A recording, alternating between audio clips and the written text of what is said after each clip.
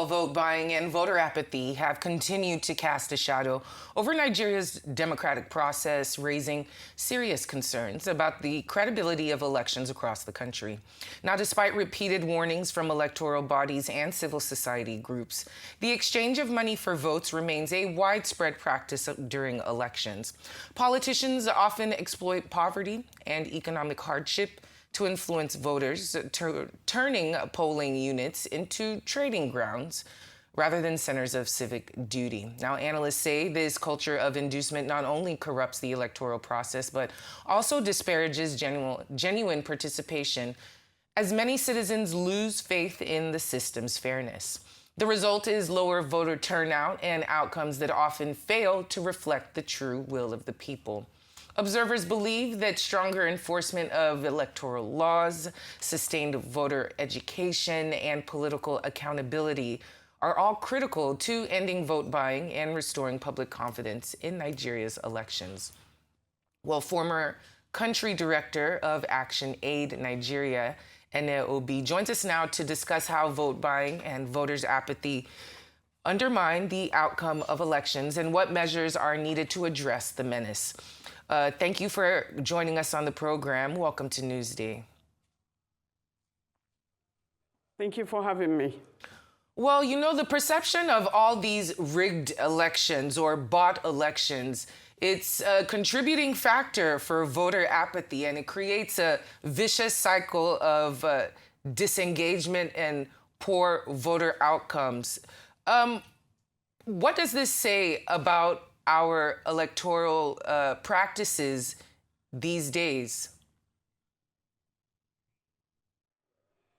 Thank you again for having me. I think what the political class is doing, they may not understand the damage, the extent of the damage that they are doing to the political process. Because when you are having voter apathy, when citizens no longer feel, they don't trust the system, they don't believe in the system, then what's the choice? What's the quality of the people that come into the governance process itself? Civic education is a very important aspect, and that used to be right from the primary school, secondary school, and all through our educational process, that people get to believe in the country that they live in the process that they are, and also to trust those who are governing them. What we are having now is the damage of the political process, damage of democracy itself, because voting, we thought, is a peaceful way of transition where people willingly will participate, and then you have inclusion. We are having this inclusion, or this process, at a time when poverty, when more than 100 million Nigerians, currently we have about 139 million Nigerians in multidimensional poverty. And so voter inducement is very, very easy. And those who is doing this, according to the current electoral law, the Electoral Act, within about 30 meters of the perimeter of the environment where they are voting, where even something is going on, unless the electoral officers do call the law enforcement agencies to enforce anything, they are not going to enforce. But I have seen, even in the other Anambra election, that's 2021, we saw where a policeman stood there and said, no, don't go close to the voting pool. He told everybody to stay clear and allowed voters to come, and vote clearly. But you're having an environment where you see the law enforcement agencies, how many thousand police force? About 7,000 or so.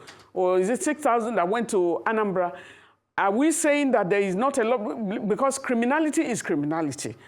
Bribery and corruption are issues of criminality, but they will tell you, they have arrested over the years, they arrested so many people, but you don't get to hear what is going on. You don't hear sanctions, which is a deterrent as well. But political consciousness is another area that we need to deal with.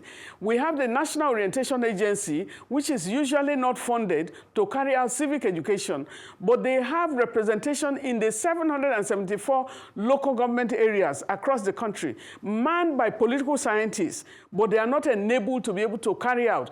If you remember, civic education also got lost from our curriculum for some years in the time, and history as well. And so there has to be a deliberate effort in which you try to see how political process, because all of these things start from the beginning, from primary school, you are saying, you know, even from the communities, from the household and down to the local government area and so on.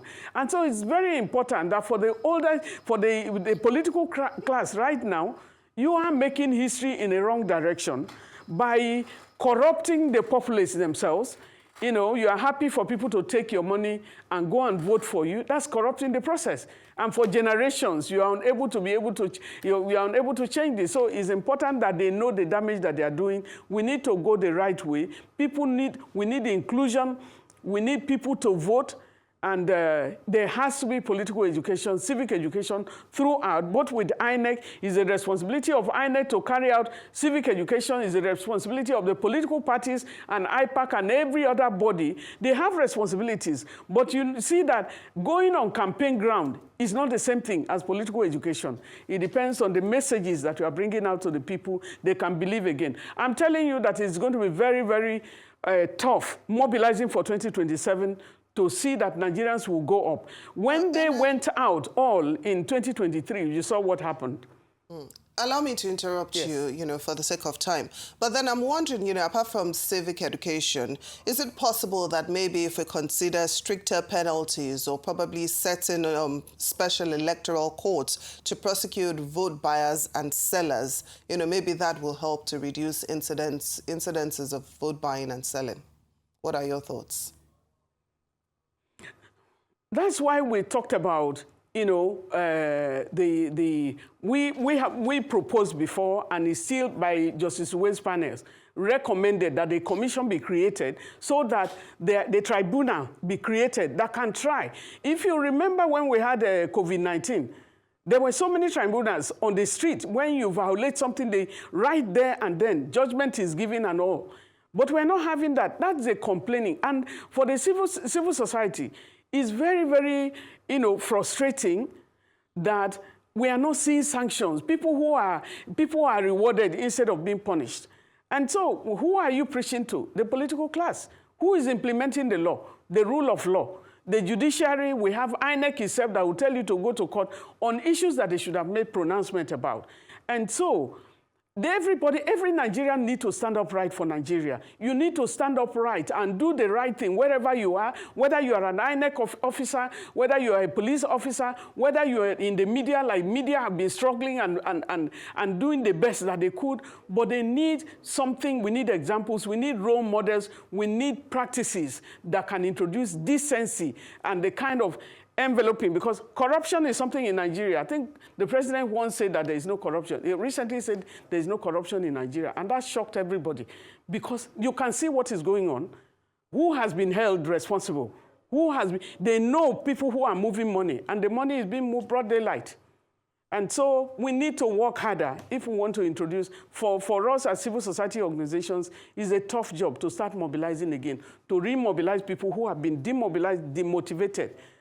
Nigerians worry. And when we say we don't want military, are you saying that you are giving us a good alternative?